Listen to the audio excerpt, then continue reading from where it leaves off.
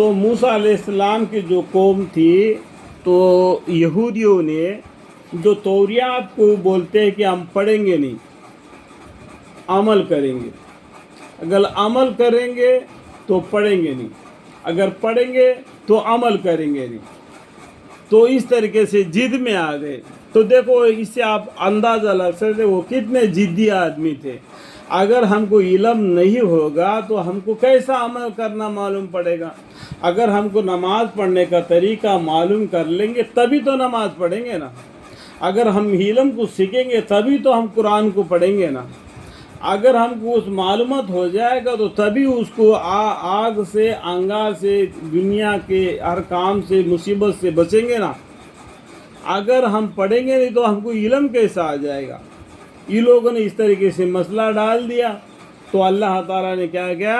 اور ہر وقت بھی قابل ذکر ہے جب ہم نے پہاڑ کو یعنی طور پہاڑ کو اٹھا کر چھت کی طرح ان کے اوپر معلق کر دیا، جیسا ہمارے سروں کے اوپر گھروں کا چھت ہے نا، اس طریقے سے پہاڑ کو اٹھا کر ان کے سروں کے اوپر رکھ دیا کہ جلدی قبول کر لو ورنہ اس پہاڑ کے نیچے دب پچھل جاؤ گے۔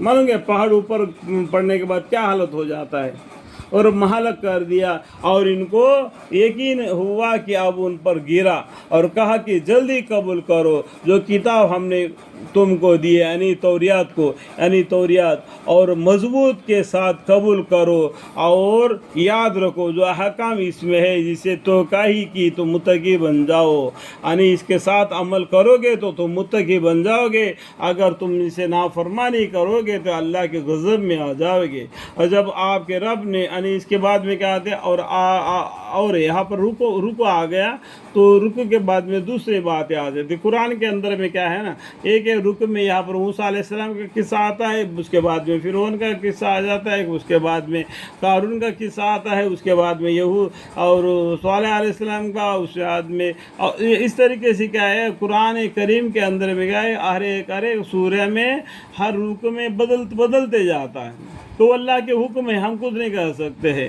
اور یہ جو ایک یوسف علیہ السلام کا قصہ ہے وہ ایک ہی جگہ پر بالکل ایک کہانی کے جیسا ہم کو پورا قصہ ایک ہی جگہ پر مل جاتا ہے، اس لیے یوسف علیہ السلام کا قصہ ہم سب کو معلوم ہو جاتا ہے۔ باقی پیغمبروں کا قصہ ہم کو سمجھنے کے لیے ہمیں قصص الانبیاء پڑھنا پڑے گا، تبھی آپ کو معلوم پڑ جائے گا، ٹھیک ہے۔ اور اس طریقے سے یہودی لوگوں کو اللہ تعالیٰ نے طور پہاڑ کو چھت کے جیسا ان کے سروں پر رکھ کر ان کو ڈرایا، دھمکایا کہ توریات پر ایمان لاؤ اور اس احکام کو قبول کرو، اس کے ساتھ اپنی زندگی برتو اور تم متقی بن جاؤ۔ اللہم اغفر لی۔